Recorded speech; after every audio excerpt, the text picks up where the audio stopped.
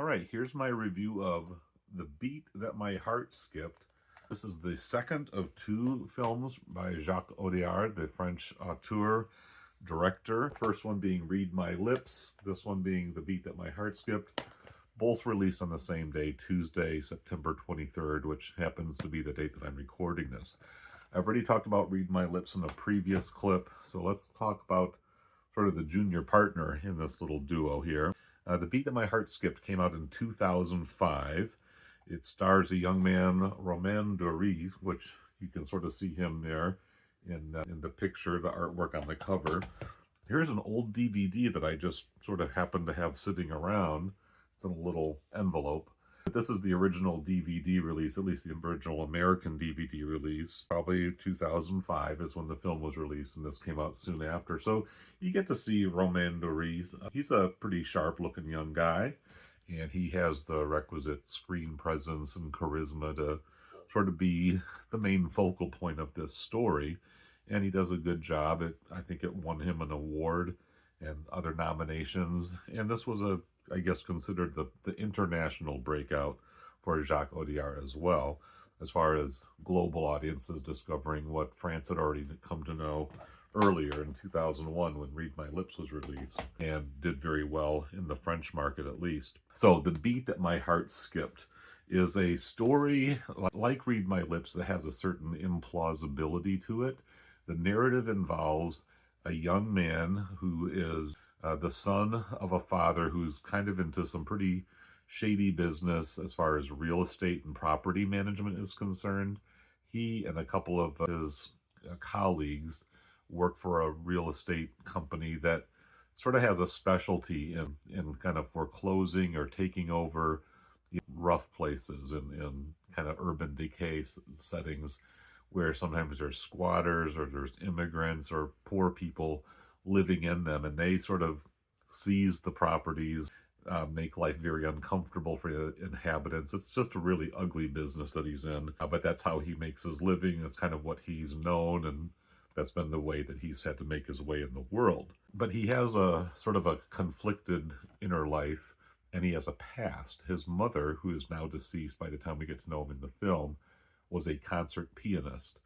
And he has some of her talent, but it's not really been developed.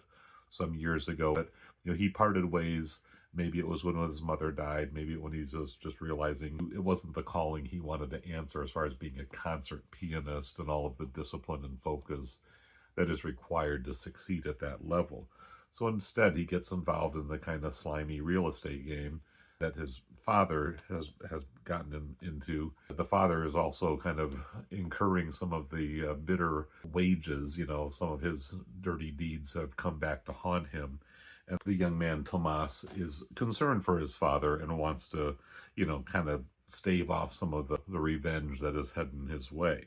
So the story is basically about a young guy who's trying to change his ways, but is really kind of in over his head. He wants to actually develop this musical talent into something that might be an alternative future than the one that he sees that he's stuck in right there. And along the way, he becomes the pupil of a Chinese woman who's just probably illegally immigrated her way into Paris. She herself has a pretty gifted musical talent and background, and she becomes his piano coach, even though she doesn't communicate French, she doesn't speak the language, and they have it's like a non-verbal type of thing to get started, because she can coach him on the technique even if they can't talk together, right? And of course, a little relationship begins to develop between them. So these are the elements of the story that are in juxtaposition to each other. They give you the elements of character growth, inner conflict, exterior conflict, opportunities for some young actors to show their chops. And it's, again, an intriguing, unpredictable story. You don't know where it's going to land. And it takes us to some places. And that was the part of the journey I really appreciated. As I've already said in my review of Read My Lips, Audiard is an extremely talented, technically accomplished filmmaker. And so those elements are also very enjoyable. And then the way that the music flows through the film. This is a film with a good soundtrack. I don't know if there's a soundtrack album out there, a lot of classical music, a lot of pieces of him, relearning his craft and reflecting on the music. And it's Bach and it's Brahms. But then there's also, the diegetic music of the clubs and the driving around and more urban and contemporary soundscape.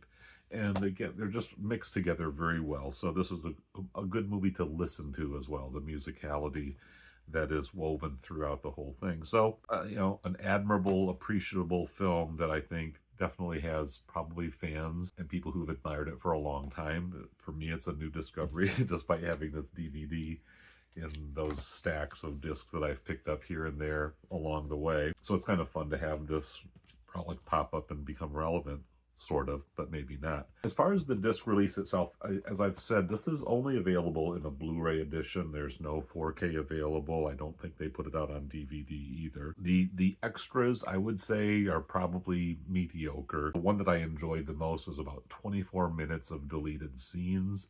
They're musical in their own way.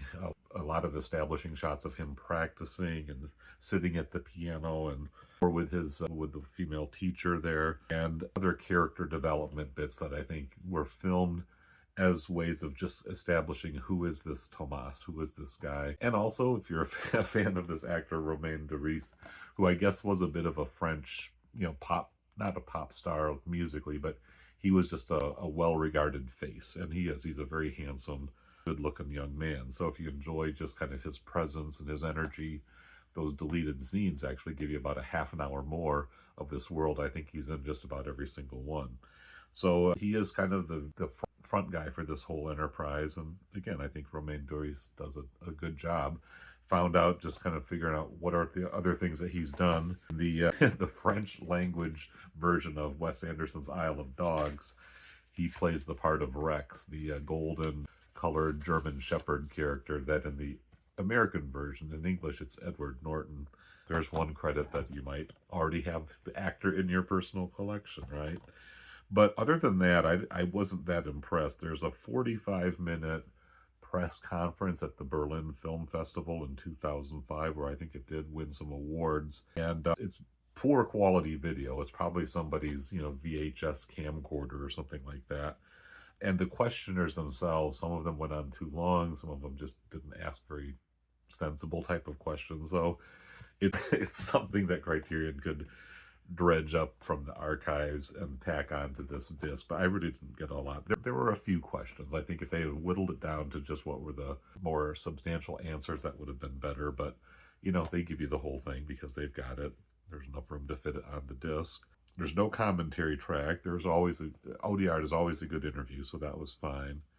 And then there was interviewers with his fellow screenwriter and music composer Alexandre Desplat, who also had a interview piece in Read My Lips. So if I'm going to recommend that you only buy one of these, Read My Lips is for sure the movie that I think is going to stick with me the most and has had me thinking about it. This one here is good. It's solid. It's engaging. So I'm not really slighting it. But again, if you've got to prioritize, this is the one I recommend. They're both on the Criterion channel. I think very worthy additions. I can see they didn't do a 4K restoration. So that's the main reason they didn't do it on 4K, is that this film is still pretty much just a standard high definition. Not standard definition, but it's high definition.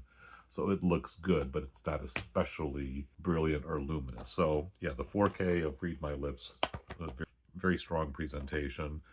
This here is solid, but nothing, exceptional either. So those are my comments about these two films from Jacques Audiard.